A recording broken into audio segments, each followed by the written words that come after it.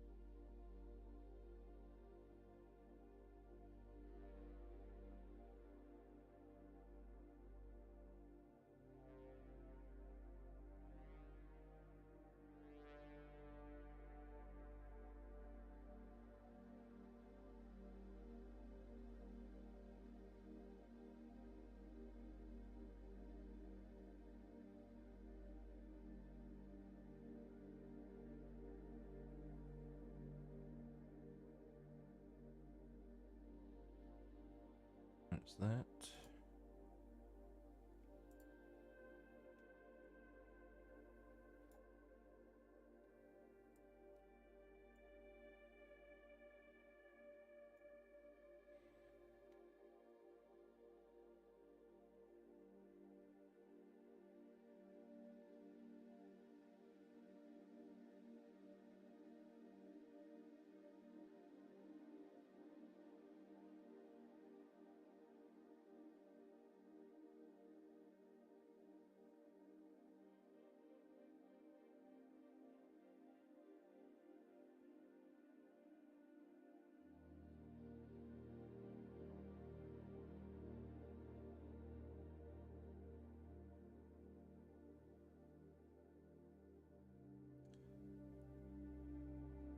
Use a stream bitrate of 6800.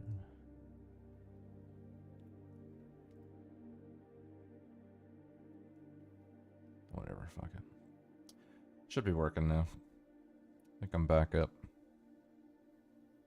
That was fucking harsh.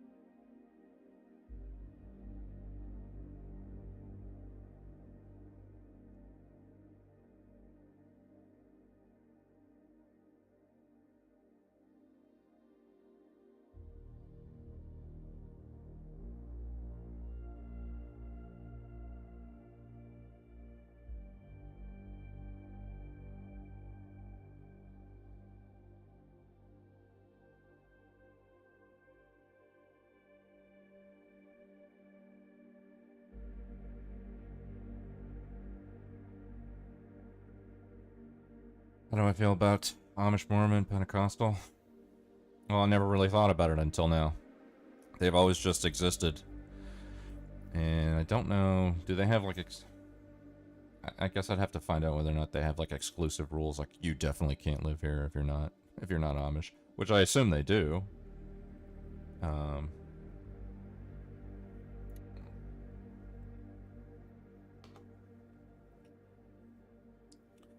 That's a good point.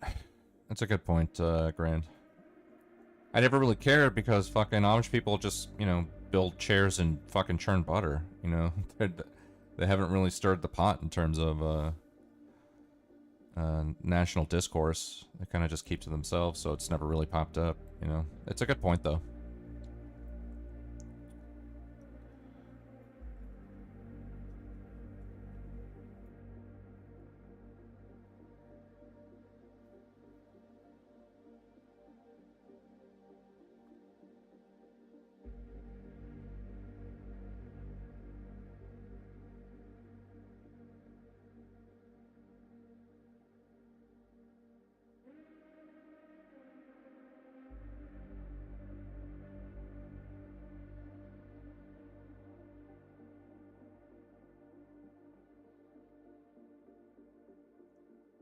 don't know. You know, if you own a plot of land, do you get to make the rules? Do you get to determine what goes on that land? Generally, yeah. For the most part, I mean, as long as it's, you know, you're not violating any federal or local laws. You would oppose all? I know you would, Grant. I know you would.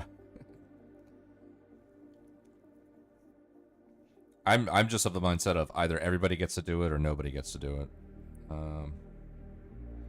And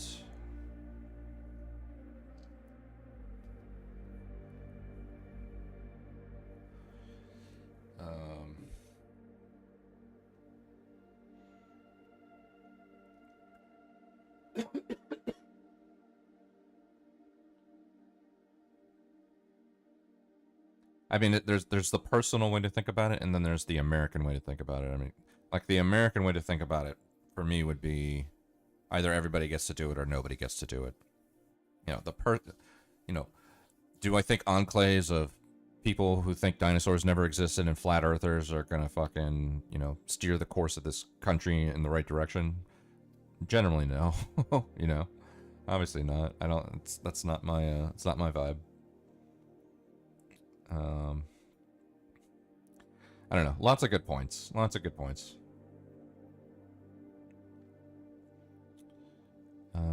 Just looking up something here for somebody I'm working with real quick. If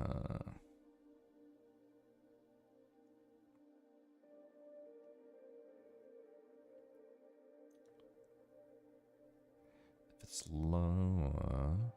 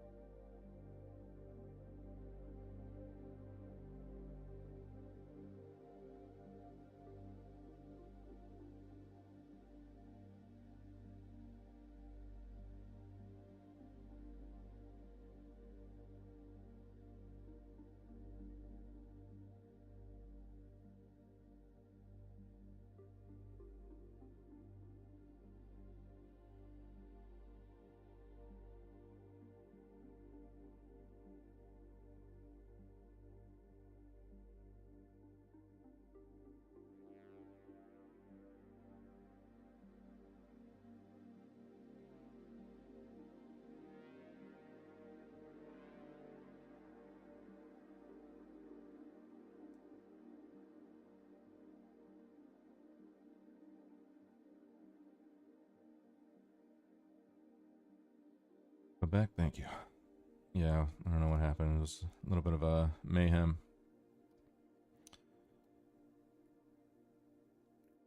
Sorry, I'm helping someone I'm working with. So look. You guys make up fascinating points. Okay, I'm watching this because it's Nick Fuentes. He's always fucking, controversial figure. You know, sometimes he says something funny. So, a lot of the times he pisses people off. They're talking about controversial shit. Okay, that's why I'm watching it.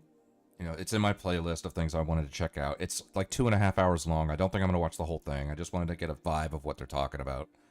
Whether it be Republican strategy or white enclaves or whatever, I don't care. That's why I'm watching it.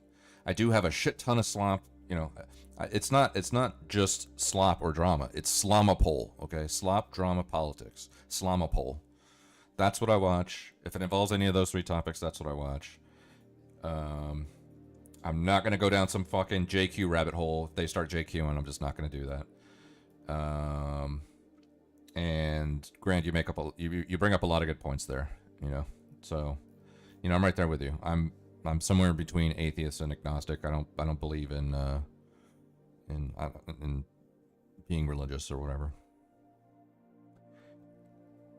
Can I recommend a video? I mean, if you want to, if you want to, like, a pure, like, reaction where I have 100% of my attention to it, then you're not going to get that.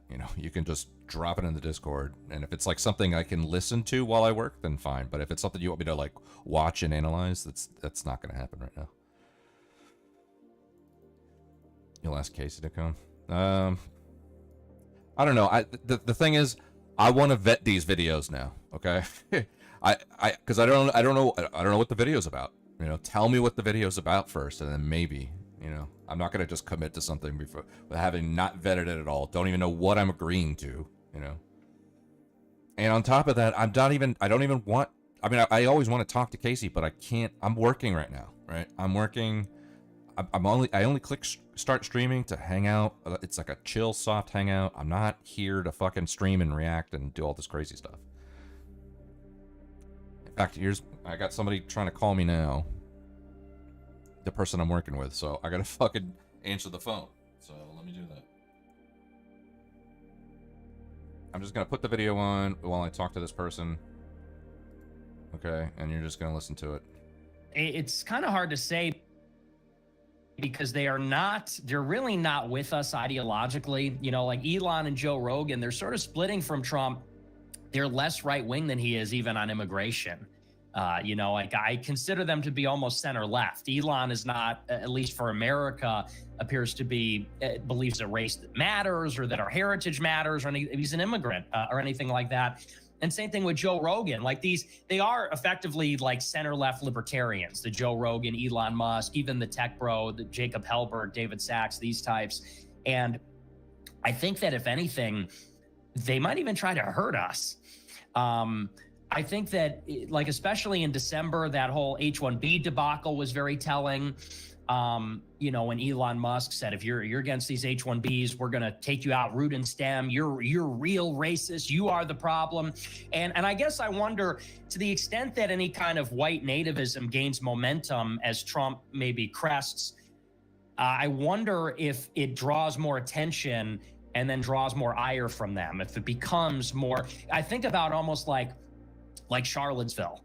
Charlottesville was kind of like, here is a pro-white movement, and it wasn't the best optics. Obviously, it could have been handled better. But the minute that kind of splashed onto the scene as distinct from Trumpism, everyone took turns beating it down. Everybody said they ran away from it as quickly as possible.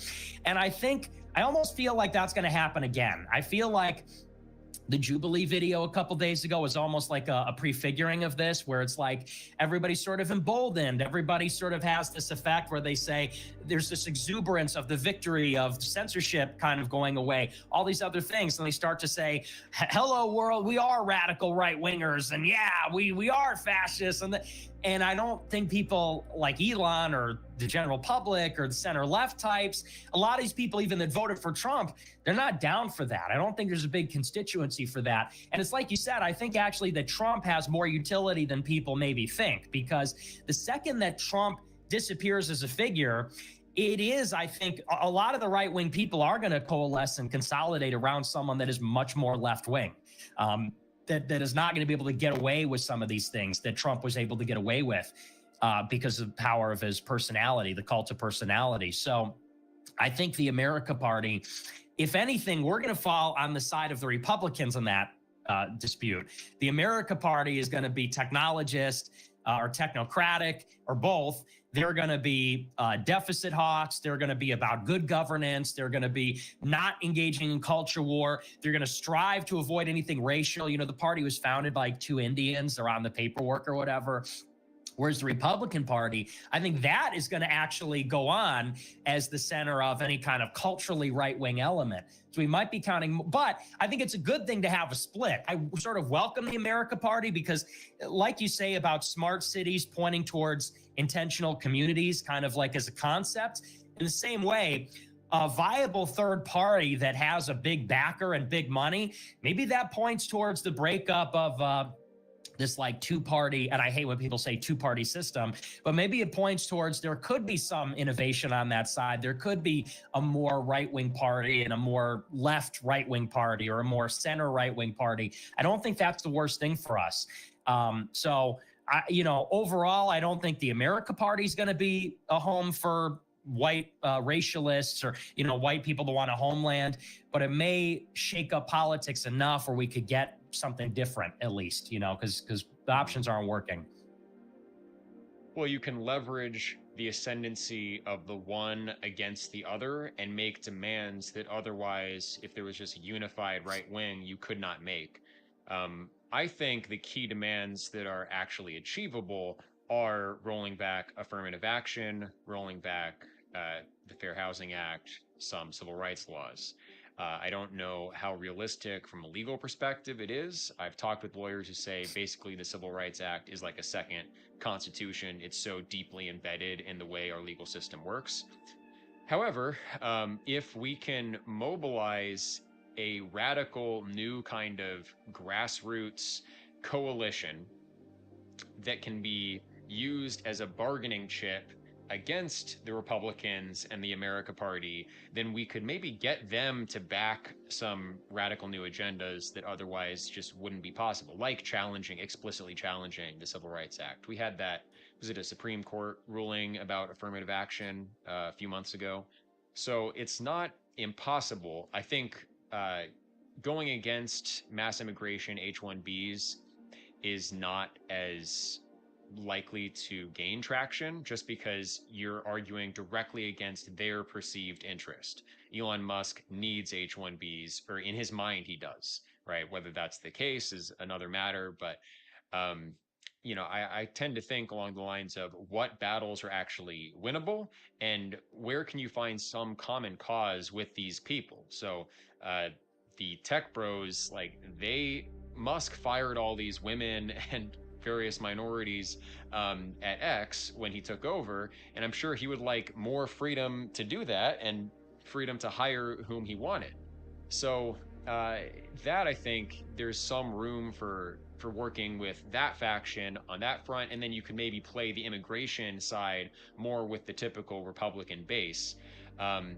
So what do you think about that? And then maybe we can get into, how do we organize a not just a voting bloc, but a political bloc, a real active political bloc that can leverage this split?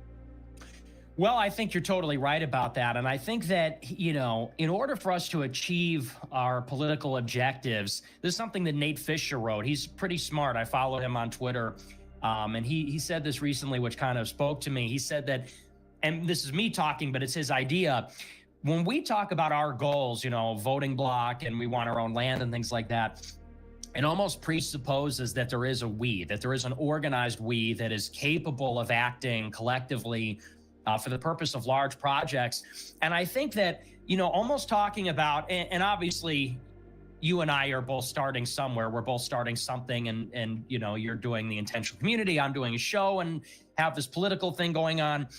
But I think that it almost puts the cart before the horse. We almost need to work on building the movement first, in the sense of, for us to compete on any level with any of these groups, it does require money. It does require a sort of professional network. It does require sinecure jobs and positions, because people, if you think about, we want people to be working in this forever. Well, people need jobs and homes to support their families. They need community.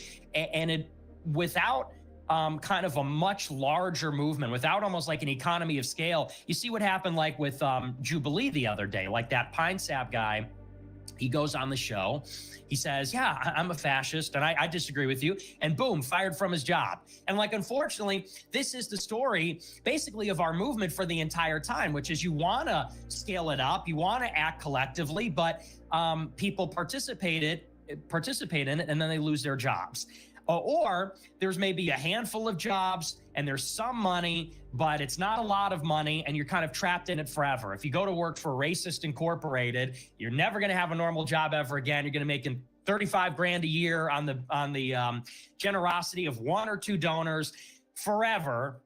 And that's not really attractive for the best and brightest. And you need the best and brightest. You think about a similar movement like the Zionists or something else, and you literally have world-class human capital that are attracted to it, and they're attracted to it for religious reason and other things. And it's a little bit of a different situation. But I do think that you almost sort of need something to kind of reach a critical mass before even these things become possible, where you do have enough resources, whether it's enough billionaires, enough millionaires. They have these synecured positions at various companies, maybe across the country, where if people get exposed, it gets too hot, they can fall back on. There almost needs to be a critical mass of as a society, for lack of a better word, first, before it even becomes viable to attract talent, to push collectively. And I think that's kind of where we're in the middle of right now, where it seems like our ideas have reached enough of maybe a mass appeal where you can start to bring in large numbers of people or very high elite human capital type people that might be interested in building something from the bottom up. But I think we sort of need to work on building the movement first as a vehicle before we talk about kind of building our dream, city or our dream, whatever. That's sort of been my idea for the past 10 years, because I saw Trump win. And then, of course, he got surrounded by the interests. He won the election, but how do you staff the White House? How do I get guys that are going to run the Pentagon for us, that are going to run the various organs of government? Well, I got to go to the neocons. I got to go to the usual suspects. And then they fill up the White House. And you say, well, who's going to write the policy? All the usual think tanks. Who's going to do all the activities of government? Well, it turns out we just have the one guy in the center, and it's going to be everybody else from every other administration is going to be running it inside the government, outside the government. And so I thought in 2017, where are the nonprofits? Where are the think tanks? Where are the experts on our side that are going to come together? And no one was doing that. And I thought, first, we kind of need to red pill a lot of people so we could start to draw on, even if it's 1% of them, to be the movement. And that's been kind of going slowly and steadily for 10 years.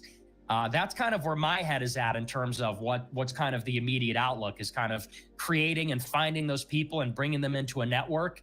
And then you have your first Congress, you have your first, Socialist International, your first Zionist International, but for our types. I think that's kind of where we need to go with it. Yeah, I agree. It's just a matter of how you get there from here. And I look to examples like, on the one hand, the Freemasons, which is more an elite approach, and they successfully revolutionized all the governments of Europe, right? They ended the old aristocracies, brought in democracies and rule of the merchant class, and they did that through effectively think tanks, ideological propaganda, controlling media in the form of plays and things like that back then. On the other hand, you have the Muslim Brotherhood, started by a teacher in Egypt who basically created a fraternal society to provide education, healthcare, basic services that the incompetent government could not provide. Similarly, in the case of the madrasas in Pakistan under British rule, they started these religious education centers. They acted as community centers. And I mean, that is part of why they were able to throw the British off ultimately, and their influence extended into Afghanistan and formed the basis of the Mujahideen and the Taliban, and the Taliban defeated us, ultimately. So I think there's something to these two approaches that it can be done simultaneously, but on the one hand, you can build a movement by providing for people directly what the government cannot. And intentional communities are a natural way of doing that. Also, community centers, schools, think tanks, and you don't necessarily need millionaires or billionaires to support you in doing that. Like, we crowdfunded this land here for our first community, and we're getting large numbers of relatively, middle class, ordinary people together to organize land buys in other parts of the country. I'd like to extend that into community centers in more urban areas. What we lack really is spaces where we can congregate productively and where we can spend our time productively. So that's more the bottom up side of it. On the Freemasonic side, I think we do need an openness to discourse among all of our leaders. Just that's an attitude issue. We've, like you and I, had a beef and we weren't communicating for a little while there. And I just see it happen way too often. And it sort of just has to be an axiom in our sphere that we all show up for that Congress of ideas. I don't know how to enforce that other than by example and saying we're not going to tolerate so-called leaders in our movement who won't speak to each other. Because here you have, different figures, hundreds, thousands of people supporting them, putting their hopes in them. And then we have another guy over here who they agree on 99% of the issues, but the two leaders won't actually meet up and discuss. The Masons were really good at that. So I think that's the key to unlocking that top-down elite human capital organizing structure. And then the bottom-up stuff, like that's what I'm more interested in. And that's relatively easy. It's just you have to get out there and physically organize it. I also think those physical spaces can be used for both purposes. So once we secure these community centers, camps, schools, recreational lands, then conferences won't be so occasional. They won't involve traveling across the country every time. There will be things going on in your area you can go and contribute to directly, including think tanks and things of that nature. So that's kind of the vision that I'm looking at now for realizing it. The problem, I think, with the only issue with that, and we've discussed this before, it's kind of funny, we talked about it when you came up here, is like, I think that we have to give due consideration to the fact that our enemies are trying to thwart us so intensely all the time. And I know you've considered that. It's happened to you recently where, Reddit found out about the whites only community. And they said, how can we get this shut down? How are we going to disorganize this whole thing? And it's like, speaking from my experience, having done a live stream, when I got into politics, I said to myself, we basically just need to emulate what the conservatives are doing. We'll just do a parallel everything that they're doing. We'll do, if they have Turning Point, we'll have America First students. If they have their stream, we'll have ours. He ran into is when you do America First students, they're going to dox everybody that's there. And all these 19-year-olds at state schools or, even the elite universities are going to say, I want a nice job. I need to be attracted to money and status and these things. And if I'm associated with Nick Fuentes, it's kind of over before it even begins. I don't want to be anywhere near this. And then you do a conference, you do AFPAC instead of the Turning Point or CPAC, and people go, but everybody's concerned about, is there a journalist? Is a journalist going to be there? Paul Ingrassia, he got nominated for a position in the government, and he was literally passing by one of my speeches outside the Turning Point Convention Center, and some journalist takes a picture of him, and now it's in the record of the U.S. Senate. Why were you outside this rally? Why were you passing by? And you do, even for that matter, a live stream in public or on the show, and people that leave a comment or leave a super chat, or people that are, might be in the live stream now and again, they get freaked out about it too, even being next to me. And so there is something to say about like that. What you're saying is the right approach, but there is this kind of paradox, this like catch-22 that we're in. where it's like, we want to organize, but if we organize in the open, they're going to kind of strike at the shepherd and the sheep scatter. You know, they're going to come in hard. They're going to use reputational slander and take away people's jobs. And the whole thing is going to disorganize. But you kind of need to be out in the open to attract people. I mean, it's just sort of, if you want to have anything at scale, it's involved in that way. People are going to need to show up. There's going to be large numbers of people. You can't keep it a secret if we're going to have millions of people involved. On the other hand, if you're decentralized and discreet, if you keep it quiet, and you do Faraday bags for the phones, and you know, you don't reveal the location of the conference, and you kind of do it underground, well, then you don't get the left exposing you and thwarting your plans. But it also limits the growth because you can't advertise it, and it's like a secret society. And you know, if people kind of bail or betray, they could blow up the whole operation. They could burn it down on their way out. And so that's why I kind of get to this idea of critical mass, where it's like, at least for me, I still have to move very quietly. Anyone that supports me, anyone that associates with me, they still have to be extremely quiet, because if they're in any way public, they're going to get their lives destroyed. But we're kind of hoping and waiting that once the network kind of quietly expands out to a certain limit, it'll almost become like we don't need to be quiet anymore in a certain sense. And that's why I kind of impress the need for, we do need a billionaire. We do need a kind of vast and large movement to serve as like a windfall, a true society, because otherwise it's just too small. They strike at it and the whole thing blows up. You think about even like, let's say I open a community center in a major city like New York or Chicago or LA. If even one person finds out this is the all-white community center for whites only, it's going to be a press story. Local community center found to be tied to white nationalists. You're going to get Antifa. You're going to get the local village. You're going to get, you know, everybody's going to come out and try and disrupt the plans and make it even prohibitive to continue operating. And so that's sort of my, and maybe I'm just like scarred from that experience of 10 years of just like beating back, you know, this irrepressible force. Eventually we're going to need to kind of bypass that. But I think we need to hit sort of a critical mass first, because I don't know. I mean, what has your experience been since, maybe that's a good question for you, since you kind of got a lot of attention recently for your intentional community? What's sort of been, how have they been trying to mess with you? The main thing they've done is contact government offices. The Fair Housing Commission is the only government office that might be able to try to fine us or create real consequences. And even if that goes through, it's probably going to be like a $15,000 fine for a first offense.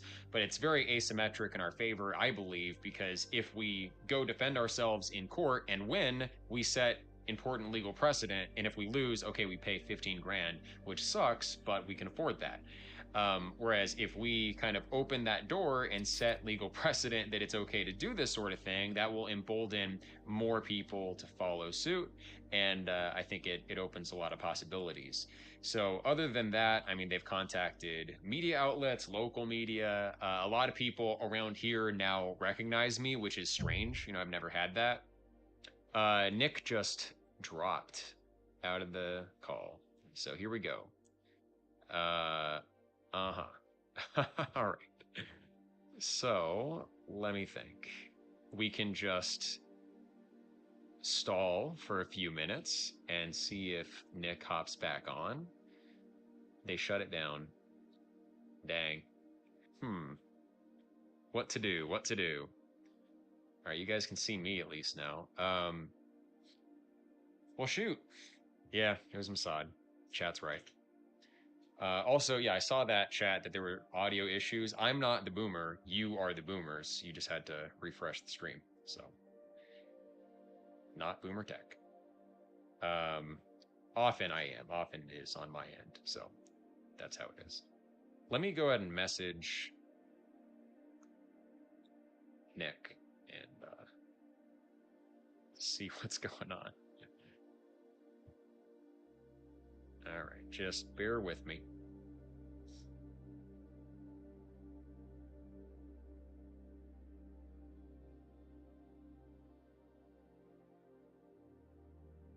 All right. Nick is there. He's online. Apparently,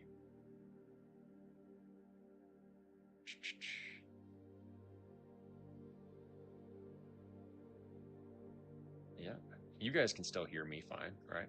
Looks like it. Yep.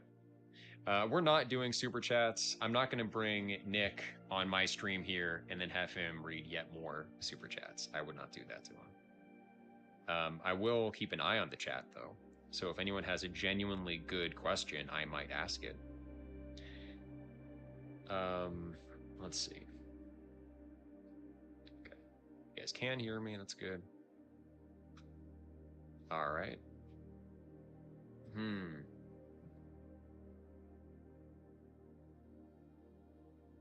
Apparently, there were some sheriff vehicles driving very slowly down the road. So I was wondering if I might get swatted over the course of this stream. That'd be fitting, appropriate. And I was a little bit nervous for the sake of my YouTube channel, but I think the times have changed and we have to be open to talking with controversial figures. You know, Nick is obviously an influential voice in our time. Just ignoring him is not a way of deplatforming him, clearly.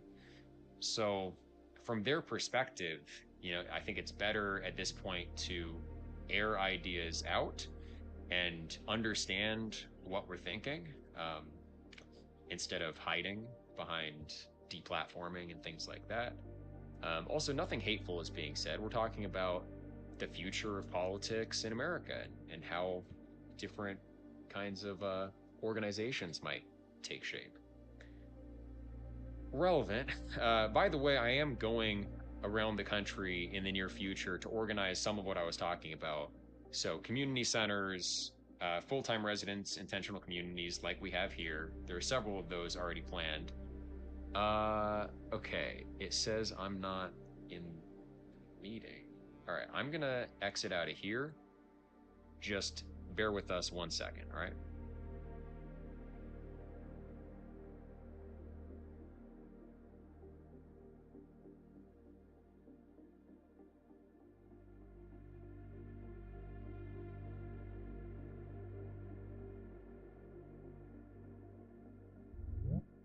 Oh, there we go. Okay, there we go. Awesome. Okay. Not sure what happened. I've never had that before. Yeah, me neither. All right, where were we? What was the Well, I think I was about how they were messing with you in the white commune, the white village? Oh, right. Yeah.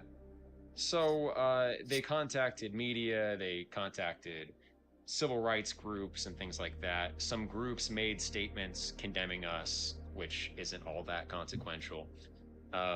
So it hasn't been that effective for them. It's largely just backfired. We got hundreds of new applicants and tens of thousands of dollars in support out of it. So, you know, I thought Jews were supposed to be good at strategic thinking. Generally, they are. In this case, this one Jew on Reddit was making the most noise about it. He started like 20 different threads on different subreddits. So, you know, I guess thank you to that guy, really. Yeah, as far as like how they could attack us, though, clearly the law is very complex, and there are always different angles for them to try. Even if we, and we have been, even if they hire. Sorry, 1 second here. Let me. My camera has changed. All right.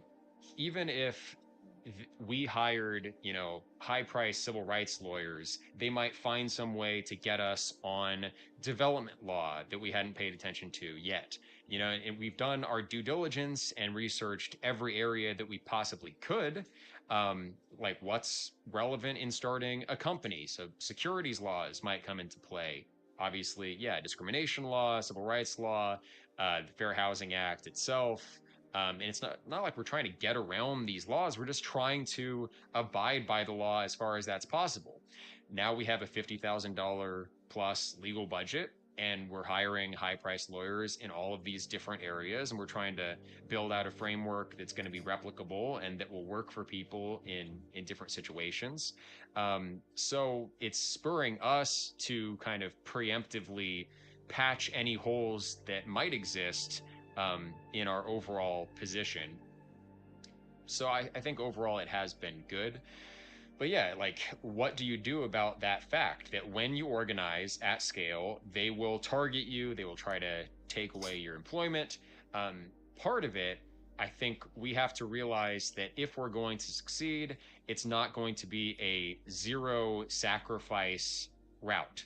Like, we're going to have to make some sacrifices either to our quality of life or where we live or the options that we have. You know, some people think that keeping your options open is liberating or empowering or makes you happy, but studies actually show that when people have many different options to choose from, what they ultimately choose, they enjoy less. Like if you go to the supermarket and there are 10 different flavors of toothpaste, whatever you pick, you're not going to enjoy as much as if there was just 2 flavors of toothpaste and you went with one, or if you were given a tube of toothpaste. So I think we need to look at it in that light. Like, in order to organize, we won't all be able to work in New York City or okay, someone else is somehow. Oh, Masad joined the call. Yeah, figures. We have to start. We have to start another call because the screen capture got the name. Oh no! Yeah. All right, I'm gonna send you another. Just All right. One Okay. minute.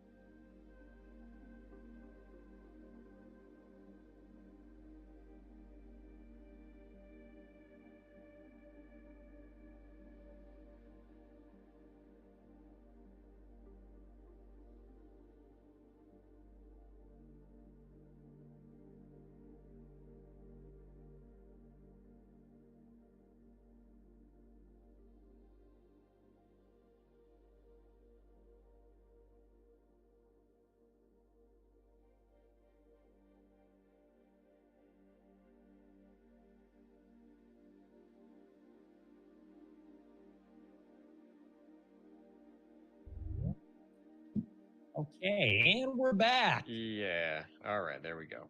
That I will accept responsibility for. That was Boomer Tech. Boomer Tech. Before it was on the audience, they were having audio issues, but that was all me. So my good. bad on that. Oh, gee. All right. All right. Let me just change this setting here without giving away the call link again. It's sort of symbolic. We're in this intentional white community, and Mossad got in due to an unforced error. It's like crazy symbolism. Yeah. Okay. I'll acknowledge that. Yeah. So we do have to be very careful. No, we should be careful in the way that we structure. That's kind of the approach we've taken. A lot of legal consultation. We have to have legal advocacy groups. We should really, like, the movement generally should have a staff of lawyers that we pay through some kind of monthly subscription fee, right? I've learned of one organization that's doing something like that. The PMA, Return to the Land, we're planning on doing a higher tier of membership where some portion of the monthly payment for that will go towards paying ultimately a lawyer that'll be on staff, not just to defend us in the case that we're brought to court, but also to proactively continually do legal research. And we should have teams of lawyers. I think a lot of different services we could also provide for ourselves, like healthcare, Fraternal Benefit Society. societies can provide health insurance to their members, and if we have our own private clubs where there are also requirements to, be healthy, work out. So you might not qualify, but work out, eat vegetables and stuff. Um, no, you look very healthy. I mean, I don't know what your routine is exactly, but Thanks. so, I think those sorts of things, there are a lot of opportunities, not just worrying about being prosecuted, but being forced to organize. It's like having options taken away, in a way, I think is good. Like, in order to have a white intentional community, we had to form a corporation and have bylaws for that corporation. We had to have like a charter for our PMA, and we had to put a lot of thought into, okay, what are the principles that we actually want to organize around? And so it's going to constrain what we can do, but that constraint will concentrate our forces on things that are actually productive. And I think that's not necessarily a bad thing. Also, we are getting better at learning how to do this in anonymous ways. I know that you're not a big fan of Patriot Front, but I've become familiar with their operation recently. And, maybe optically, we don't all have to support the way they're going about it, but logistically, they have a very smart way of preserving the anonymity of their members, and they haven't had members doxxed over more than 7 years operating. They haven't had their members arrested except for like one very exceptional case, and then nothing really came of it. And yeah, they could get caught up on some kind of charge that they're not anticipating yet, but they have lawyers on their side who are proactively looking and making sure that we're doing that due diligence and not running afoul of the law. So basically, the answer is simply that we have to be very careful and pay a lot of money to lawyers. But there are lawyers on our side, so we can pay our own guys, we can provide work for our own guys, and then in communities like this, the larger we scale, the more work opportunities we create for our people rather than relying solely on the system. Some people can work remote jobs. Some people can work construction in communities like these, where, we can build our own infrastructure instead of paying 300,000 or 500,000 to the banks and construction companies that are not affiliated with us at all, who aren't on our side. We can pay our own people. I think of it like in terms of real-time strategy games where you have idle villagers all over the map. You paid to create these people. If you don't click the idle villager button and locate them and put them to task, you're not going to win. Like, that's one of the most important things you can do is check where are the idle workers. And we have a lot of people who are not employing. So we have to click that idle worker button and find roles for everyone that we have. And if that means, getting them in formal organizations where there's some risk of possibly being doxxed, well, I think that's an acceptable risk because you could be doxxed as an individual. They could find your browsing history. They could figure out what you believe just because of some unforced error you made. You posted the wrong picture to Facebook, or they tracked you down by word of mouth. So I think there's no getting around the risk of being a dissident. I don't think that our position has to remain so dissident or so culturally unacceptable. The larger we get and the more vocal we get, the more people will tolerate it. Locals here, everyone I've spoken with, if typically what they'll say is, I wouldn't necessarily choose to live there, but that's their right if that's what they want to do. And I think that's the attitude of the average American. So in our position where we just want to do our own communities, do our own thing and not molest anyone else, then, the American public supports that. In the case of more kind of in-your-face activism, maybe there are higher risks, but I think creating our own spaces, that's very defensible, and it is worth some risk of doxing by joining organizations that'll actually allow for it. Yeah, it's not so much the question of risk, because I think that, to our credit, I think our people have a very high risk tolerance when it comes to things like that. Especially a lot of the young guys, they're too overzealous. A lot of them have a big appetite for, swallowing maybe a lower quality of life or something like that for the sake of the movement, for the sake of the cause. My concern is more how they can render our operation inoperable through political pressure, through other things where it becomes prohibitive. Like, you say, for example, well, we have lawyers and we're going to fight these legal battles. And by the way, I mean, in terms of the intentional community, that is something where you could win a legal precedent. And I think that's absolutely worth taking it to the limit. So I'm not even talking necessarily, strictly speaking, about what you're doing, because you're actually right. It is a gray area legally. You have come up with you explained it to me pretty well. You have come up with sort of a novel structure, and it should be tested. It should be stress tested in that way. And, either it's impossible and you'll find that out legally, or there'll be a breakthrough and it will be a breakthrough for everybody. So to your credit, I think you're going to fight that battle, and some battles are necessary to fight until the finish, until there's an outcome. But what I'm concerned about is, let's say a Patriot Front reaches a critical mass. Let's say even what you're doing reaches a critical mass, or what any of us are doing. I worry about the scenario where it starts to attract attention and it becomes a crisis. And there's then like a political call. There must be something done about this group or that group or what's happening over here. In other words, we start to win. You almost imagine not the worst case scenario, but first the best case scenario. Okay, let's say it scales. Let's say it gets big. Let's say it turns into something. Well, you have to anticipate that then the attorney general is going to get a call. Shut it down, find a way. And they'll do illegal stuff. We've seen throughout, and you didn't like that I used the example of something like Waco or like Ruby Ridge. And those are not perfect examples. Admittedly, they're not perfect examples at all. But those are instances of, at the end of the day, when the government has the guns, they can just show up and shoot everybody, and they could go up and just disrupt the plans. And, on some level, that's just the battle. That's just a fight that we're in. It's maybe unavoidable on some level. But I guess that's why, for someone like myself, and I said earlier, maybe I'm gun shy from years of doxing and cancellation and all this kind of stuff. I do tend to prefer a more discreet approach, only because that secrecy and operating in the shadows, for me, it gives me so much more wiggle room. Like, we have groypers in so many places, like followers of mine that I'm regularly in touch with. It just wouldn't be possible if we had a membership organization, if we had any kind of public facing activities. And I remember, I'll give you an example. Like when we did AFPAC 3 a few years ago, we had 1,200 people show up in the Orlando Marriott. It's their biggest resort, I think, in the whole world. And we had LED video walls, and Jared Taylor was there, and he said, how did you guys even do this? He said, because of course he has been doing American Renaissance for 30 years, and they've chased him out of every venue. The place he landed is this state park in Tennessee. It's the only place that legally they have to let them meet. And the cops show up, they prevent Antifa from storming the compound and everything. And I said, well, we just kind of use secrecy. We're extremely discreet. We're just kind of a little sneaky in the way that we do it.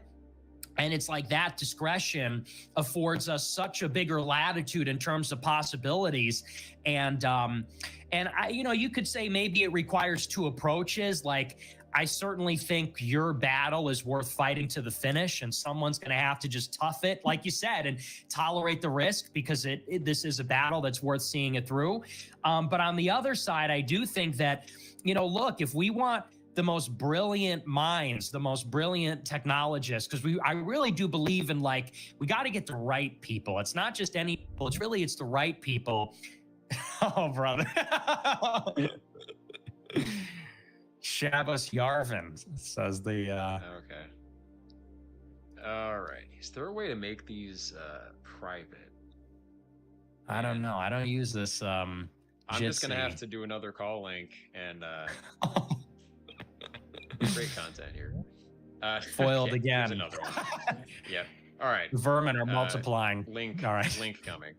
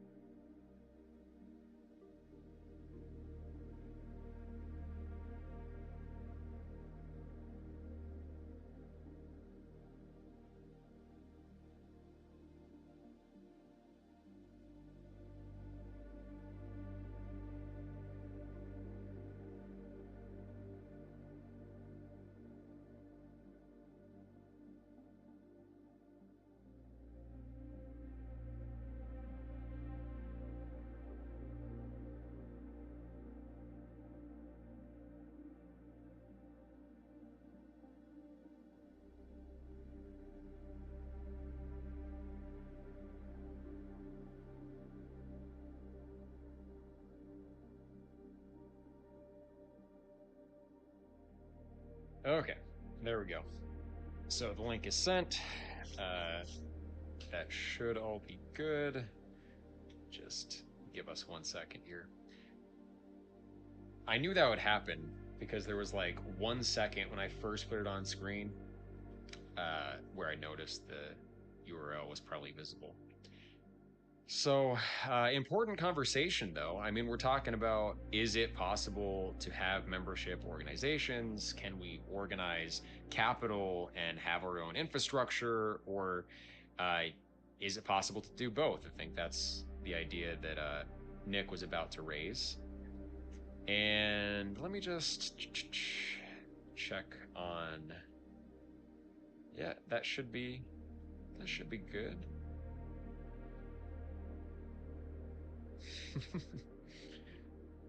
All right. So it's been going pretty well, actually. All of the recent press, I don't know if you guys saw it, but Sky News just put out a documentary on us. They came out here a couple months ago, actually. And I mean, they tried to spin it, but I think the basic idea is so inoffensive to the average person, even non-white people. You know, plenty of black people or Muslims have said, like, you know, I'm not white, but I don't see any problem with them being able to do that. So I think it is the kind of battle that you can push all the way, and it should ultimately go to court and, like Nick said, be tested.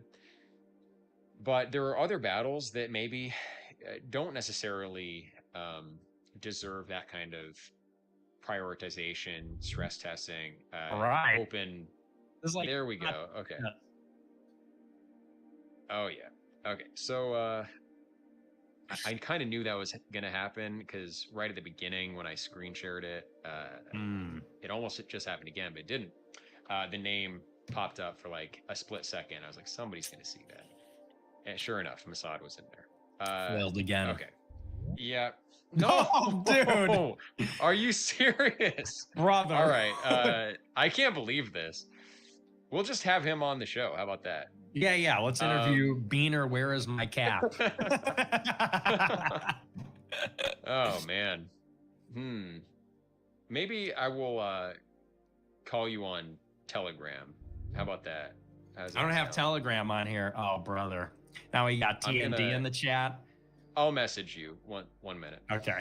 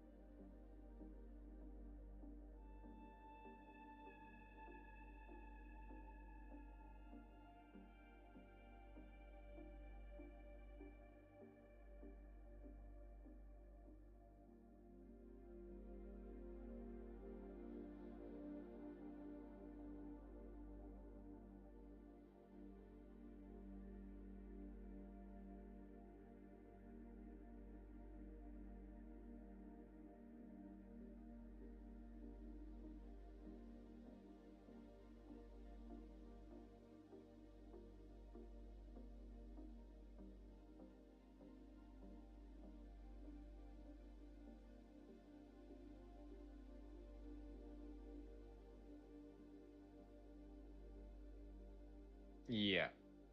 Well, so this is going great. Real great. And we're gonna see what happens, see how we can finish this out, not giving up. All right. So yeah, the issue is I am Boomer Tech. That is the true issue. Come to find out, end of the day, that's what's going on.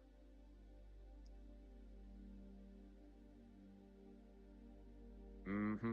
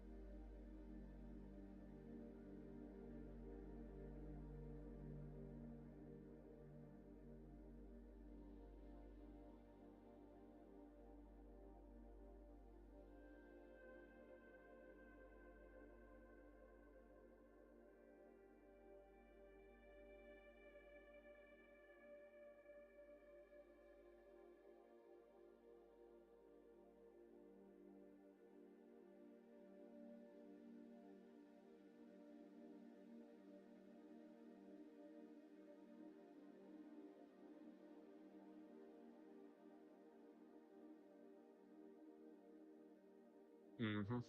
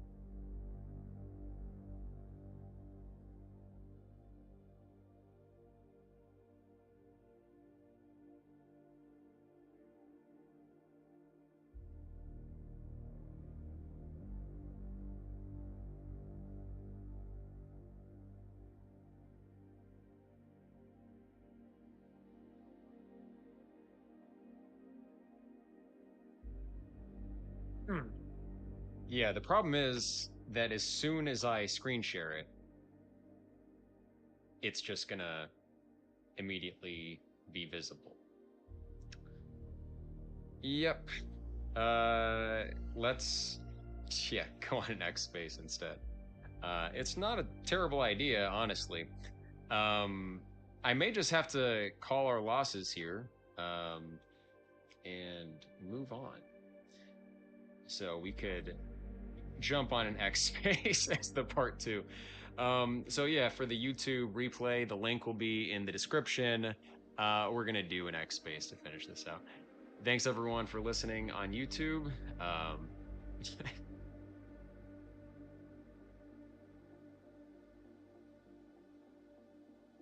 Okay. Well, let's see. Are we back? I think We're so back. Yeah, we're so back. I believe that's gonna do it, and we're not gonna go over to X. That was not an option. Yeah, the stream is back. We're back on track. Nothing ever happened. This has been a seamless stream so far. All right. So we were talking about legal challenges, the ways they can get us, and yeah, what you're talking about. I think you were just about to say that some battles might be worth like creating organizations and explicitly fighting. Others, maybe a more discreet approach is better. And I also agree that we should pursue both avenues, and it depends on the subject matter. Some things you have to fight it out in the open. Sometimes you can't. So if you want to continue that thought, move on.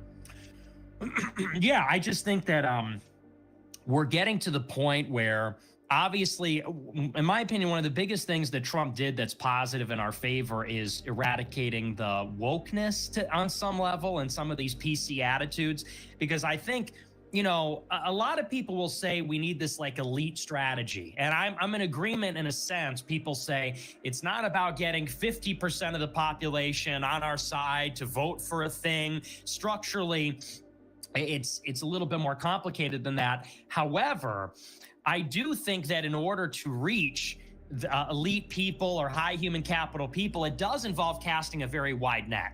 In order to get, let's say it is 1 out of 100 people or something, or 1 out of 1,000, it does involve casting a wide net, but also changing the attitudes of society and making it so that these viewpoints are no longer taboo and people are kind of willing to explore them or tolerate them to a greater extent. And like you said, in Arkansas, or in your, you know, community, your neighborhood or whatever, of the local villagers or something, when they say, well, let them do what it is they want to do. Maybe culturally it's always been like that, but certainly the country overall, I think, is closer to accepting our position than they were 10 years ago. And so that's, I think that we're kind of still waiting on things to change a little bit for it to be possible to organize a little bit more effectively. We're kind of waiting on simultaneously for things to reach a point where there's more acceptance in the mainstream, but also there's enough of us sort of like they can't cancel us all, or, we have enough backing from institutional players. I think we're kind of still waiting for that inflection point. And once that happens, I think it happens all very quickly. But that's kind of to finish up on that thought from before. Right. So I think it's a matter of identifying what we can do now. I think we have a lot of resources that just aren't mobilized. Like I was saying, we have a lot of idle villagers who could be put to use.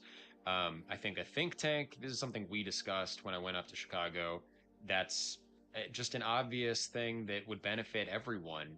If there was just a physical space that we controlled, that we could bring people in who were human, elite human capital, who had demonstrated excellence in one regard or another, and rotate those people in and out, like a content house, but for high IQ right wingers, and they could constantly be putting out new ideological work. They could be kind of keeping the conversation fresh. That's another thing. We've kind of seen a decline of more of the high IQ theory content, as there's been more of just like ordinary people waking up to these issues. You have to kind of go down to the least common denominator.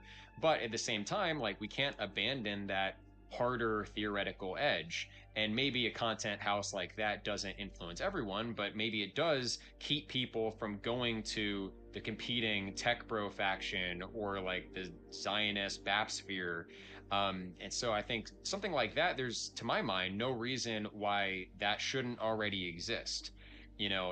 Like, real estate is a good investment beyond that. There's nothing wrong with owning a place and running a content business out of it. Like, Alex Jones has a studio. He's basically streaming 24/7. And you have your show, and you do a great job with your show. You cover certain major news stories, but there's also, I feel like there's still a lot of low-hanging fruit where we could be putting out content that anyone in any local area would like. People here pay so much attention to what's going on in local electoral politics or just crime in the area. So we were thinking, we might do a local newspaper in our own area from our perspective. And so, like, if we could have more professionalized media content production hubs, I think that it would be a much wider net that ultimately people would fall into. So it doesn't have to cost millions of dollars. It's really a matter of maintaining the physical spaces where this is done. All you need is a fiber optic internet connection. We have that down a dirt road in Arkansas. It doesn't take a $1 million, $10 million studio to create content that will make a real difference. And in my experience, people need deadlines, they need incentives, they need a schedule, they need leadership. And we've relied on decentralized content production all this time. But I don't think, that's not how mainstream media operates, for a reason. The best practice is to get a crew together and get working. So a think tank, a content creation hub, things like this, I think would be very valuable. Also, community centers, like, there's a very strong legal precedent for the ability of country clubs to discriminate if they choose. You don't have to dox the location of these community centers, but like, we have guys in our network with the resources to crowdsource places where we can build that sense of organic community. We can invite people outside of our ideological spheres into our spaces, into our communities. So those are the sorts of things, like, I don't see any reason to refrain from all that kind of work. So I guess, where do you draw the line? What are the sorts of projects that we could mobilize our people now versus what constitutes too much risk, or what should we not be doing? Well, I think that I tend to encourage people to take the initiative. I think that, a lot of people, the biggest question I get on my show, and I hate it, people super chat me at the end of the show every night, and they say, well, what are we going to do? Tell me what to do. I want to work for you. I want to do something. And I almost feel like at this stage in the game, it's like a startup. It's almost like a tech startup. And I look at it in the sense that we don't have a ton of bandwidth. We don't have a ton of resources. There's not a lot of room for fat. There's not a lot of room for extra. We're not like Walmart where people can kind of get lost in how vast it is. And so you almost need everybody that's involved to be a Swiss Army knife. And they almost kind of need to be an independent node, so to speak. I don't know that there's too many roles, because there are so many people that would say, hey, I'm really gung-ho and maybe I'd like to do something, but maybe lack skills or maybe lack any kind of initiative. There's no ability to like initiate projects or initiate anything.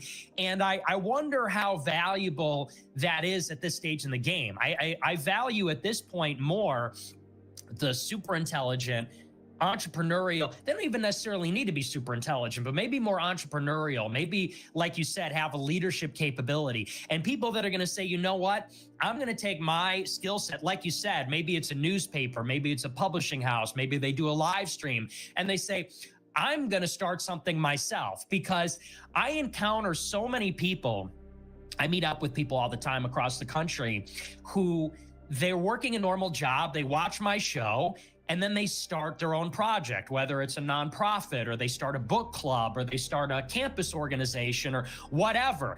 And then I kind of go and meet, and there's like a whole other world that I don't know about. It's a group of people that I've never met, but they're all big fans. They're all kind of on board with the doctrine. And they say, these are our plans. This is what we're doing. We took over this, we took over that. And this is how we did it. And this is our plans for expansion. And I think that in my mind, it's almost more like a confederation at this point. And so it's like you have these little scenes in different cities, in different states, different age levels, some in politics, some in the private sector.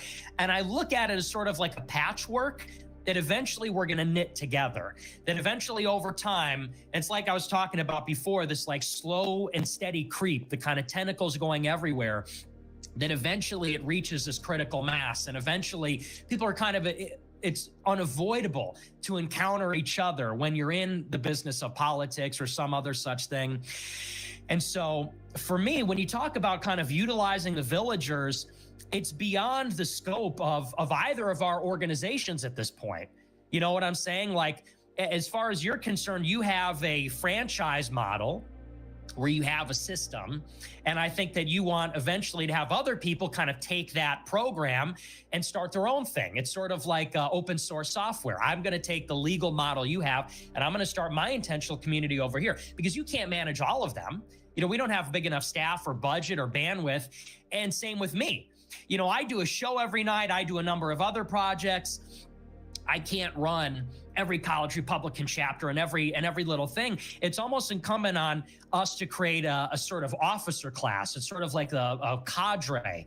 That's kind of the word that sticks out in my mind, is like a cadre. It's a country of 350 million people. We're going to need like 100,000 professional revolutionaries, so to speak, or people that are not just the grug level, you know, pardon the expression. They're not bricklayers. They're not people that need to be told what to do, but people that could conceivably be middle management or entrepreneurial. And it's like, once we get 1,000, 5,000 of those guys, those are going to be the kind of party officials, party apparatchiks, as an analogy. And I'm kind of interested in inspiring those people, indoctrinating those people. They watch a show, they get the ideas, they get the inspiration, they kind of take a project into their own hands. I think about even like with my show, people love the show. They say, what can I do? I say, start a clipping channel. That's something so basic where it's like, anyone can learn video editing. Anybody can take the 5 hours it takes to learn a video editing software on an iPhone and start an Instagram account and start pushing out the clips. And they're not always going to be perfect, and some get traction and some don't. But that's something that's like such an imminent thing that you can do on your phone. And like you said, it doesn't need to be big budget or high tech. You could just start and just do that, generate an income, support the show. And that's just like one example of, why don't you tell me what you can do? You like the show? Okay, clip the show. You like books? okay, there's another guy who watches the show. He started a Telegram channel, and this guy, like a machine, churns out PDFs of books, of like old Catholic books, old far right books. And his Telegram is now like a library. I use it as a resource. And he super chatted one day. I told him, I said, you start the Telegram. I'm not going to do it. You do it. And he did it. And now it's like a thing. And so it's like, rather than, I like your analogy of the villagers, but or the workers, so to speak. I would maybe add on that and say, how do we tap into the minds? How do we get them to act as sort of like independent, self-improving agents in the system? That's, to me, how we really take advantage of the full breadth of the human capital. So that's my perspective on it, but I think maybe we're in agreement on that also. Well, yeah, absolutely. You need people with agency for your organization to run efficiently, but there is the issue of scale. With a patchwork or a confederacy, you can have a bunch of self-starters doing parallel projects, but there's a reason why Amazon is hyper successful or Walmart is hyper successful, because they vertically integrate, they organize across different domains, they meet their own supply needs in their kind of production chains. And we can do the same thing. And I think if we're going to have to scale to the extent necessary, we will ultimately have to. So in order to do that, like, I look at what does it take to support that high human capital, high IQ, high agency person who is going to start their own thing regardless. Well, they need housing, they need food, and ordinary people who aren't self-starters, like, we can get into creating residential communities for people like that. They don't all have to be down dirt roads in Arkansas. They can be in more urban areas ultimately. But I look at it also like a real-time strategy game. What are the resources coming in? And how are we spending those resources? You need to spend your resources in a way that's going to amplify how many resources you're getting, and where it's not simply an expense going out into the background. And right now, like, all of our money that comes in, it just goes out into the background of the general economy. I think, again, I would bring up the Muslim Brotherhood or the Madrasa model, or some of these, like, not that I want to emulate the terrorism, but some of these terrorist groups, like, they have training centers, camps, they have communities that support them and subsidize their training, their indoctrination, and their logistical support. They have that on the ground support. Also, political campaigns, like, again, Patriot Front, one of the things they can do, because they have practiced mobilizing, whether you approve of the way that they appear in public or not, they're able to get people out on the streets. They're able to get people to go out and door knock and contribute to campaigns in a way that no other organization currently can do. I don't think that's the totality of what needs to be done, but I think you need both the high human capital, you need logistical support for them. So how can we put those pieces together? How can we put Grug Brain, 100 IQ bricklayers in an economic process with the high human capital, content creator, lawyer, doctor, revolutionary? I think there are ways of putting it all together, and somebody does need to build the hierarchy. It's like, you shouldn't have to do it all. I shouldn't have to do it all, but someone has to kind of lay down the command and get the thing started. I've found that having some kind of either an online space where there is an owner, there's a manager of that online space, or a physical space where there is a board of managers, there's some kind of concrete hierarchy. The rest, like, people fall into place very naturally. Delegation just happens over time. When you're dealing with a bunch of self-starters and one kind of figurehead, I think it's a very workable model, obviously, for what you're doing. And I don't mean to criticize you in that you're one of the only people that, are doing something. You're making a real difference. So I don't mean to, like, rag on you for not doing more, but the limitation of that kind of model is that, you have to specifically tell everyone, hey, you should be doing this or that. Or there's not one kind of general process or best practice that has been followed by many people before, like, you know, going up the ranks at Walmart. They know what to look for promotions. They know what sorts of projects they need people working on. In the military, it's just self-evident, like, here are the tasks that need done. And the reason that it works like that is that they've defined spaces that are continually inhabited, that are regulated by rule, right? I mean, to be really right-wing is to be nomian as opposed to antinomian. And so we support law. We have to institute law for ourselves in order to formalize. I'm sounding a little bit like Yarvin here, but I mean, I think not all of his contributions have been bad, really. I'm not aligned with him in terms of his interests, but you know, I'll take what I can get from any source, really. So those are some of my thoughts. I think, you know, if we can impose our own laws, like here we have our own articles of association, our LLC bylaws, we have processes for getting new communities started. And my secretary, or our secretary here at Return to the Land, Peter Siri, has really pushed me thinking more in this way, because, you know, I was inclined to be much less formal with things and more, well, we'll just have a conversation about it, and whoever wants to do this, you know, who feels like volunteering or whatever. And Peter kind of insisted, like, no, we need to keep track of hours and make sure everyone's compensated fairly and sign explicit legal contracts, you know, where it's not ambiguous who owes whom money and who's doing the lion's share of the work. So I think that process of formalization, it has risks associated, but without it, I don't know that it's possible to really scale. Yeah, I don't know. I think that I think the opposite is true, only because, and again, maybe this is colored by my experience. Like, I'll give you an example. I went to Texas a couple of years ago to meet with some people. And I don't want to get too much into the details because it was super controversial, but I went down there to meet with some people that are involved in like Texas politics. And somebody heard that I was going to show up there at this office building where they do their business. And they told the press. Somebody heard that I was going to be visiting this office.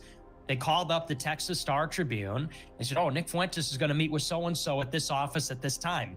And a journalist literally waited in the parking lot, hidden inside of a car or something, and staked out the building all day and took photos of me entering the building and exiting the building. Now, they don't know who I met with. People still don't know to this day. That people make things up about what happened there. And they didn't even get me in a picture with the people I was meeting with. All they got was a photo of me leaving the building.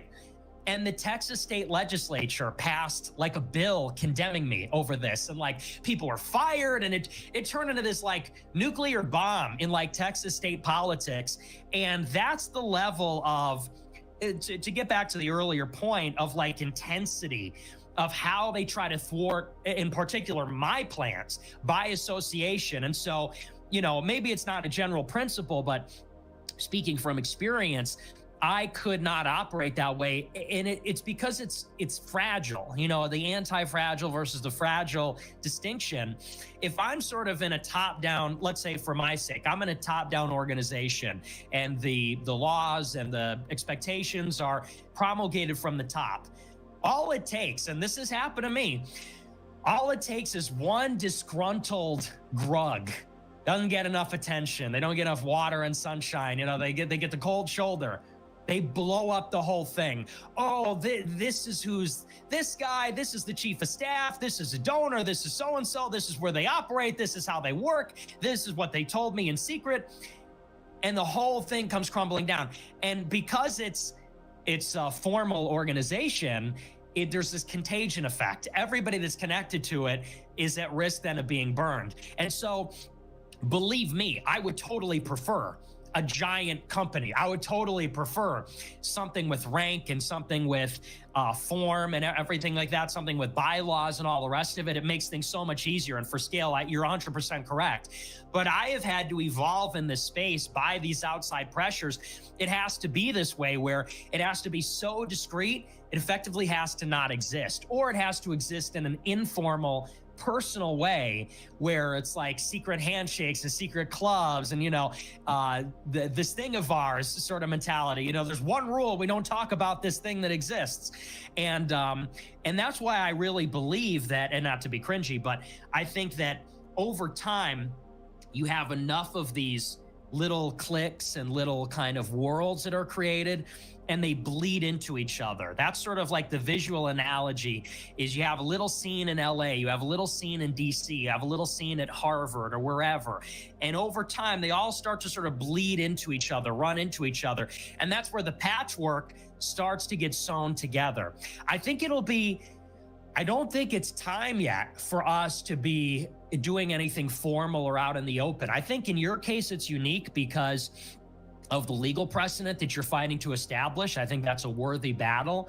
But at least in terms of the nationwide, at least coming from my perspective, what I'm trying to build, I don't think it's time yet. Because let's say we created a membership organization, and when everything's good, everything's good. But the second that something goes wrong, the whole house of cards comes tumbling down, because it turns into, such and such is getting an email. Oh, this guy was in white nationalist Nick Fuentes' group. Oh, this person was located at the office. There was a mole and they found everybody in the group chat. Like, even that guy, Basil, I don't know if you're familiar with him, but Basil was this gay Afghan Twitter poster, and his pseudonym was Basil, and he was all over the BAP network. He was all over identifying all these guys and how they're all related and so on. They found his docs, and he turns out to be this lawyer in, I think, New York City, and he's a high-powered lawyer, super wealthy. And he has all the plausible deniability in the world. He's not a right-wing extremist. He's like a gay brown guy. He's a gay Afghan. And he still had to burn his Twitter account because they sent an email to his job. And they said, oh, this guy's, he's an extremist, such and such.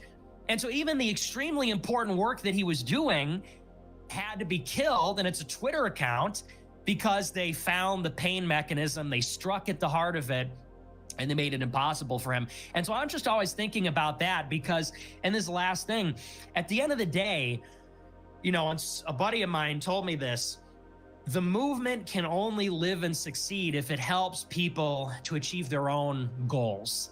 And it's like you said, what are people's goals? They want to have a house, they want to have food, they want to find a wife, they want to find community. And as long as the organization is helping them get to their goals, is good, and they'll be a part of it. But the second that it becomes prohibitive, they're out. And I experienced that firsthand. I think maybe you overestimate people's willingness to risk, because for me, at least after January 6th, a lot of people that I thought were down with the struggle, they scattered like rats the second that they thought they might go to jail or that they couldn't find a wife, and the time was running out. They're getting to be 30 years old and they're not married and they're in this thing. They've got to get some motion going. So we always have to bear in mind, like, yes, people have a risk tolerance and there's some expectation there. But if the organization can't provide for people, if the risk is not mitigated to a very large extent, it's going to be hard to call on people to be with us for a long time. And that's just from my personal experience. Right. And there will be that risk that people will have options taken away, which is why I think the kind of organizing that needs to take place is building up from the foundation economically, where there will be roles for people regardless of what industry they happen to be in. We have experts in engineering. I know people who have their own businesses, manufacturing various components and things like that.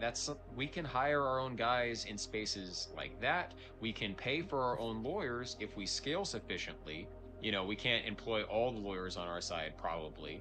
But the bigger we grow with communities, community centers, recreational lands, that's my personal mission, is to create these spaces that will create economic opportunities, allow for networking, and also just like build that intangible quality of community that we've lost. I mean, don't lose sight, I guess, of the big picture. Like, why do we care about this? What are we even trying to do? Well, we've lost an integrated, homogenous culture that we carried forward from our European roots over thousands of years of unspoken, communication, the way that we engage with one another, that unspoken implicit language of just common culture, familiarity, kin, that's been broken down, and we just don't have it. We didn't grow up with it, not in the way that a few generations ago our ancestors had it. So because of that, like if we defer actually having the physical community spaces and being in organizations together, we're not going to build up those skills that will ultimately allow a movement to succeed. Like if it's always atomized individuals. And I know that's not exactly what you're promoting, but if we don't create physical spaces and virtual spaces and hierarchies to inhabit, then we're not going to build back up that language of common discourse, community etiquette that has been lost. And I see that with the people who come down here. Some of the people are a little bit socially awkward at first. They're, preoccupied with ideological things, and then over time they do real work. They start thinking more pragmatically. They start thinking about, okay, what's it actually going to take to start a family for myself, or what is this community going to physically look like in a few years? And their priorities shift, the way they carry themselves shifts, they mature. And I think something like that is possible at the elite human capital and with schools, formal institutions, even just a camp somewhere. I think there's a huge level of communication that remains bodily, that maybe even there's like parapsychological communication that happens between people in person. I've always felt that. I think when people are actually in a physical space together, they create that bond together. You don't know what you're missing until you create those spaces and have common goals that you're actually working towards. So I think it's about, like, you can't defer refining that intangible quality of common culture, etiquette, language that has been broken down, and we just don't understand what it is that we're missing. And so we connect on this abstract intellectual level rather than a person to person level. And I think it's going to take personal fidelity. It's like we don't know how to have loyalty, true loyalty to people in our lives anymore. And part of that is why something like RTTL is even possible, because people aren't rooted. They're willing to pick up and move and do something radically different. And yeah, so but the only way to actually get that off the ground is to start by being very top down, hierarchical in your structure and explicit in how you're organizing. But it doesn't have to be in every avenue, and there's plenty of room for discretion and compartmentalization. And you don't want a fragile system where one failure point topples the whole thing. So I get the caution, and I'm very much for not being overly centralized, but then also, like, I don't want to get into a trap where we overestimate the amount of elite human capital we genuinely do have. Like, you meet the best and brightest, and you can be choosy and only talk to the very best and brightest. But I'd be surprised if it was hundreds of people like that ultimately that you're engaged with, that you've spoken with. And so, in a lot of domains, we get a small sample of what's out there and kind of generalize and think, okay, this can just like apply at scale. This is how it is. And I think we should be, I guess, more humble about the human capital that we actually have and the capacity it has for self-starting and developing. I think people need schools. People need camps. They need places where they learn how to build those bonds of loyalty and the skills of communication and leadership and how to follow appropriately. So I'm being very vague here in like what it is that's missing, but that intangible quality, how do you look after that and create that? No, I agree with you. I think that I agree with everything you're saying. I guess it's just in terms of the political solution, you're talking more about kind of creating like a quality of life for people and providing something that's been lost, not even necessarily by diversity, but by modernism in a sense, because it's not even so much the diversity that has scattered us. It is just how society is structured. It's just not a communitarian society. It is an atomized society. And you're talking about kind of building that up from the ground up and kind of taking it local. Starts with a community of a dozen people and, kind of grows organically from there. I'm thinking more in terms of how are we actually going to acquire any kind of political power? And that's why in a very big country, in terms of scale, I'm thinking like we do need a decentralized network of thousands of people all building things. I'm thinking, how do you build Rome in a day, in a sense? It's sort of like you need everybody kind of doing something at all times, rather than like, let's build houses in this place. And I just feel like maybe it's motivated by more of an urgency or something like that. Because you're right. I mean, and maybe that is the defect of a decentralized movement, is that you're gonna get less loyalty and less trust, and people's quality of life is going to be as bad as everybody else's, because we're sort of in society, we're in the world and of the world, whereas you're kind of trying to create your own world or recreate a different version of the world. But I don't know, I think that's it gets back to maybe what we said at the beginning, which is about, I'm more interested at this stage in creating the movement than about creating the end society, creating the movement to marshal the resources, the human capital, maybe even in some cases good governance, changing attitudes, kind of like this all-encompassing approach before we actually break ground. Although I don't think that's, it's not to say that what you're doing is without value. It's just that in a way, you're almost a part of the patchwork that I'm talking about, in a sense that, you have people that are at an elite school, and some people in government, and some people doing this. And yes, there are also intentional communities, and they're all going to kind of walk simultaneously towards their respective goals. And then one day we'll coalesce.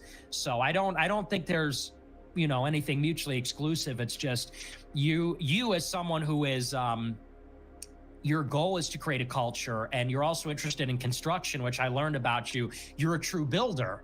You want to build structures, you want to build things. That's maybe your aptitude and your direction. And then other people, they want to do a tech startup. Other people, their lifelong dream is to be in government. And it's like, how do we provide value for those people that don't necessarily want to do like a startup community and that sort of thing? They have other goals in mind. I'm interested in kind of inspiring everybody to take it where they want to go. I think, and maybe it comes from a recognition, although I think you recognized it too, that it's such a young and undeveloped movement. That's sort of that was the problem that I discovered, is there's such a lack of development. It's so immature in a sense. And by that, I don't mean, juvenile, although it is a lot of young people, but there's just this lack of, you said the word refinement, development. And I guess I'm kind of trying to create as much action and get as many people kind of linked in or tapped into it to spur on some development, because I just survey the landscape, and it's like, what do we have? American Renaissance, VDare, Culture Wars magazine. You got these things like Patriot Front, Return of the Land. You have my show. But after so many years, there's just very little. And it's not to knock anybody's achievements, but it's to say, you'd think that there'd be more at this point after Trump and after the alt-right and all these things. So I just want to see more institutions and more people and more money. I just want to see it grow. And I think that maybe, not to say getting hung up is the wrong word, but saying we're going to do a community here and we're going to work on a language for 15 people in this, or 50 people or 100 people in this specific plot of land. I don't know that that's achieving the scale that you're talking about. I think we kind of need to get everybody into it. You know what I'm saying? We do, yeah. Everyone needs to be involved from top to bottom. So I think we need both the top-down approach and a bottom-up approach simultaneously. When it comes to like where the elite human capital is living, are they renting apartment buildings or units? Well, we can crowdfund apartment buildings and house multiple of these people who are ideologically aligned in one living space, so that it's not a matter where they go to work and work for the system, and then they go home and they're surrounded by diversity, and then for like 2 hours online they watch your show and they think that like compensates for them not living according to their values. I think we can manage to afford the opportunity for those people to live up to their values, to practice that everyday language of loyalty, respect, hierarchy, tradition, etc., without really sacrificing that much. We're not there yet. Like, we don't have the resources to be buying apartment buildings, and we don't have the legal infrastructure to do it efficiently yet. but that's what RTTL is working towards. So it's, yes, we're starting here on one patch of land in the Ozarks, but we want a lot of other patches of land in other parts of the country, as well as urban developments and like whole suburban neighborhoods ultimately. So let me just pitch you also another thing, not that this is something you need to do, it's something that I need to do, that I'm working towards. So I'm taking this tour, going around the country in the near future, helping to organize more land buys for community centers, recreational land, and the residential communities. But at the same time, because I can't like door knock and advertise for RTTL because of fair housing restrictions, I can, however, advertise for political rallies on the ground that aren't announced up front. It would just be a matter of recruiting grassroots, just like you're door knocking for a candidate. Door knock, citizens concerned about demographic change, and if you can get 12, 20 people from some city somewhere to show up to a park, maybe you convert 2 of them to realize, like, yes, this is a real issue. We have to do something about that. I feel that sense of urgency really desperately. And this is the kind of on-the-ground operation that can only be performed with local logistical support. So if we create community hubs where we have people who are practiced in that language of common culture and who know all of the lines and know all the rhetoric that is actually effective, if you're going to go door knocking and recruiting new people, I think it just strengthens us overall from the bottom. And also it allows the people at the top to live up to their values, because I think there's a big psychological toll in preaching one thing and living another way. I don't think you can be as efficient as you possibly can be if that contradiction exists in your life. And also, I guess, like, it's just a moral imperative that we build the culture that our children will inhabit. I think people are cognizant, elites are cognizant of that mismatch, and they'll be tempted in one of 2 directions. Either they'll want to quit their job and like move to RTTL or something, or and I don't think you have to quit your job to do that, or they will simply dive wholly into their work and join the system. And plenty of people do that too. It's like there's attrition from people giving up on the struggle. There's also attrition where people just flip sides, and I think that's the reason that the West is in our current situation, is that our elites had more loyalty to other elites, their elite status, than they had to average white people. So I guess I'm concerned about that hazard. A, that our elites will be living double lives, not morally consistent with themselves, and B, that they're going to follow in the same course that other Western elites followed and betray the base. I don't know. I just feel like people like the world. People like actually the way that things are. I mean, I think that we don't like diversity. We don't like crime. But like, I'm going to be honest with you, when I go to Los Angeles, like, I love that city, and I'm willing to say, yeah, I can't leave my bag parked in my car. And yeah, I got to be concerned about certain things. But I like going there. I like the food. I like the lots of people. I like the excitement. And a lot of people like the world. And it's like, it's a question of how do you make it attractive for people to really want to be a part of it? I guess that's kind of, in a way, I sort of am a student of Trump, where Trump says you got to make it sexy, you got to make it hot, people want to be in the world. And I don't know how much, this proposal of we're going to return to the land, we're going to take you out of the world, we're going to remove you from the world and put you in this place. And it's not, you're obviously still alive in the world, but it's like you're not in society. I feel like maybe my disagreement is I like society. I think other people like society. And I think what they like about it is, there's a reason that things are the way they are. There's a reason we live in a very liberal, globalized world. And we can say that our country is being killed. It's not killing itself. And like, it's the elites that are making it this way.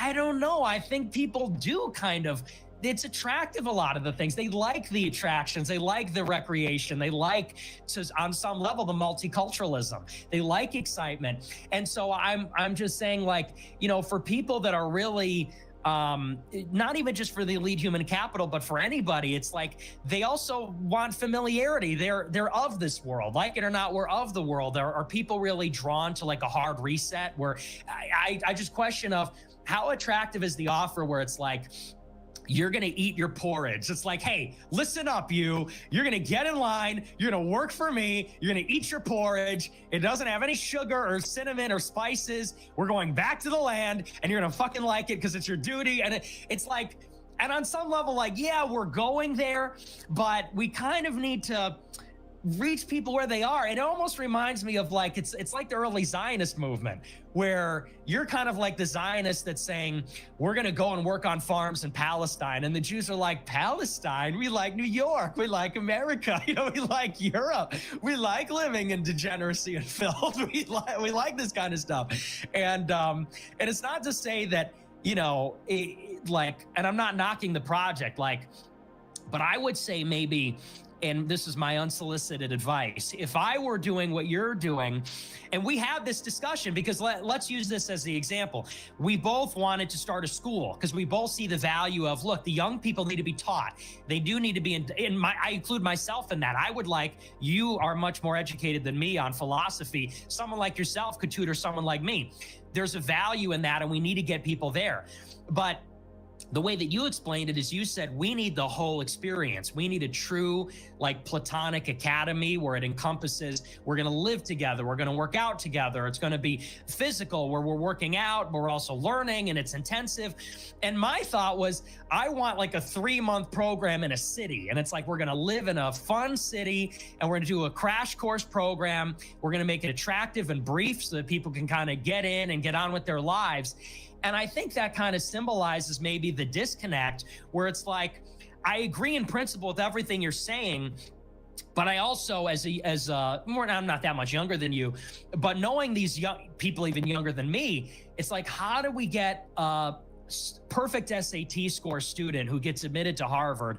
How do we get them in the doors of our school? And my thought is like, something sexy, something, fun, something exciting, something that's different, striking. It's sort of like Elon Musk doing a sports car for Tesla before he did, an economical car, an economy model car. It's the same thing. It's like, how do we get them into the sports car of being in the right wing, just to kind of give them a taste? And maybe that's just like a difference in approach. Maybe, you're very much more like, we have to do things a certain way. The process is almost the point of it, like going through the process. There's a deep value in that. And me, I'm like, we got to get them through the door. We got to get these numbers up. We got to get them through the door. We got to get them here. We got to get them to want it.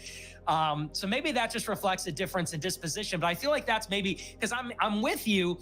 We want to get everybody there, but it's like, I just worry about the demands we're placing on people in terms of they got to want it first. I want to make them want it. I want to give them that inspiration. And it's not to say that you're not inspiring them, but you're coming at it from like, we have to undergo almost like an unpleasant experience of unattaching ourselves from the world to maybe spiritually refine ourselves. And when you talk about scale, I don't know that that's how you achieve scale. I think that's how you achieve like a Benedictine, monkish order, and you'll get what, you set out to achieve, but it won't be a massive scale. I think there is a crisis of meaning that if you offer people self-sacrifice that constitutes like purpose for them in their lives, they'll take it. I think that's why people join the military. To some extent, that's like why people go into the sciences. They become doctors because they don't want to shy away from the struggle. They want to go to school for 8 years and do very difficult things. And I don't think the yacht at the end of the day is really what's motivating them. I was about to go full on blood sports, but then you said I can maybe teach you Plato, so we can remain pals for now. But no, I think, yes, we do need to recognize what people are really motivated by. I just think they're motivated by a sense of deep purpose and integration in life.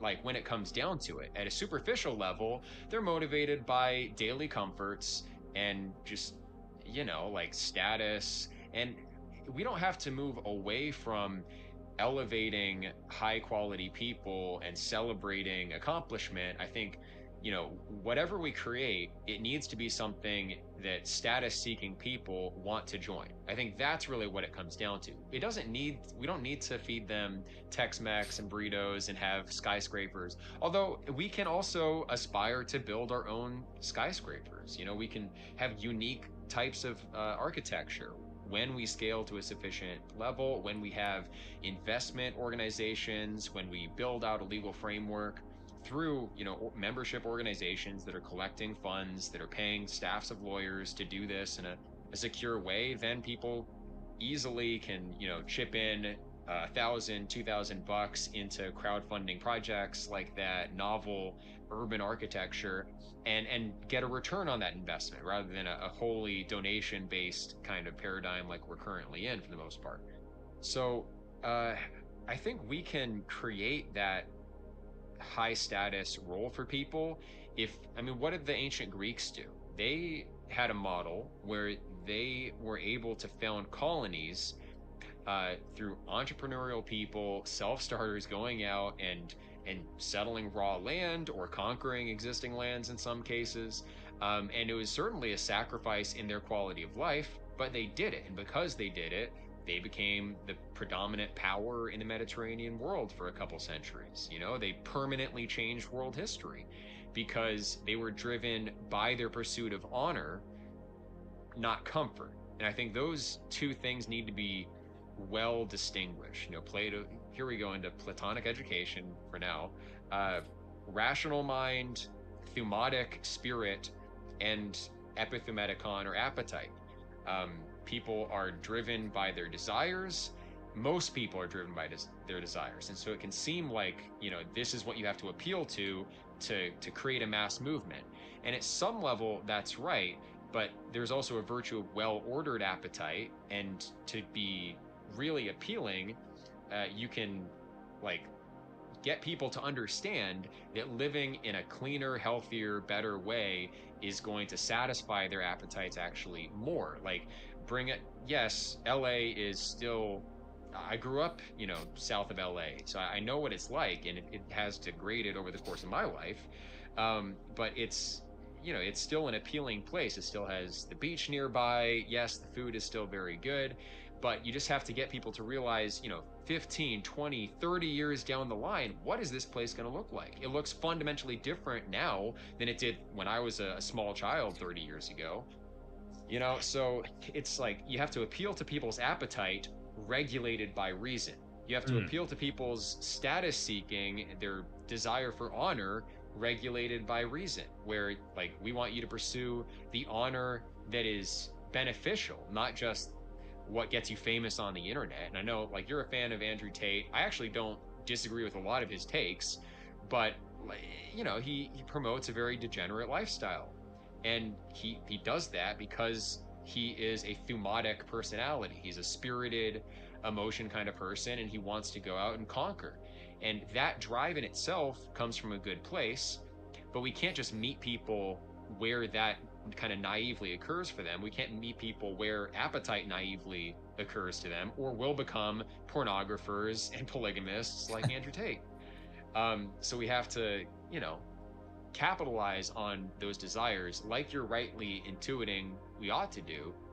I don't know what it looks like precisely, but here, when we have events, we have games, we have competitions, debate competitions, chess competitions, we have talent shows. And that's the kind of stuff the ancient Greeks did. They had their theatrical competitions, even philosophical competitions. So in general, I'm very in favor of let's emulate the ancient Greeks.